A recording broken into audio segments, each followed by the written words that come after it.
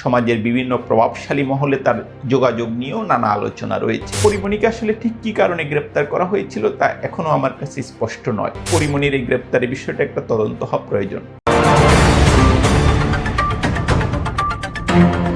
গত এক দশকে খুব সম্ভবত বাংলাদেশের সবচেয়ে বিতর্কিত, আলোচিত, সমালোচিত অভিনেত্রীর নাম হচ্ছে পরীমনি। অভিনয় দিয়ে যে তিনি শিরোনামে আসেন এমনটা নয়, বরং ব্যক্তিজীবনে নানা ঘটনার জন্য তিনি প্রায়শই খবরের শিরোনাম হন এবং তাকে নিয়ে নানামুখী বিতর্ক হয়। সমাজের বিভিন্ন প্রভাবশালী মহলে তার যোগাযোগ নিয়েও নানা আলোচনা রয়েছে। তো বছর 6 আগে পরীমনিকে যখন গ্রেপ্তার করা হয় তখন এটা বাংলাদেশের সমাজে নানামুখী প্রতিক্রিয়া তৈরি করে এবং এটা আসলে স্পষ্ট ছিল না ঠিক কী কারণে তাকে গ্রেপ্তার করা হয়েছিল। এতদিন পরও এটা কি স্পষ্ট?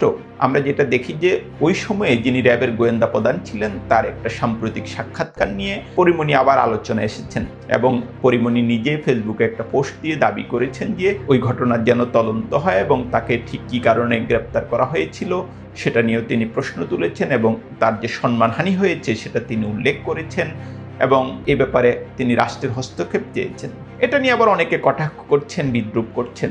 হ্যাঁ, আমি ব্যক্তিগতভাবে পরীমনি সাংবাদিকতার বিরোধী, কারণ পরীমনি কিছু করলেই যে আমাদের মিডিয়া খবর দেয় সেটার এক ধরনের সমালোচক আমি। কিন্তু পরীমনি বাংলাদেশ রাষ্ট্রের একজন নাগরিক এবং বাংলাদেশের সংবিধান তাকে যেসব অধিকার দিয়েছে সেটা ভোগ করার তার অধিকার রয়েছে এবং একজন মানুষকে আপনি ঠিক স্পষ্ট কোনো কারণ ছাড়া কখনোই গ্রেপ্তার করতে পারেন না। এবং পরীমনিকে আসলে ঠিক কী কারণে গ্রেপ্তার করা হয়েছিল তা এখনও আমার কাছে স্পষ্ট নয়। ওই ঘটনার কিছুদিন পর আমি ফরিদপুর গিয়েছিলাম রিপোর্টিংয়ের কাজে এবং দেখলাম যে ফরিদপুরও নানামুখী গুঞ্জন তাকে নিয়ে এবং একটা বিখ্যাত বিবাহ বিচ্ছেদের, তখন অবশ্য ওই বিবাহ বিচ্ছেদের কথাটা ওইভাবে শিরোনামে আসে নাই, তার ভূমিকা নিয়েও ফরিদপুরে তখন নানামুখী আলোচনা ছিল।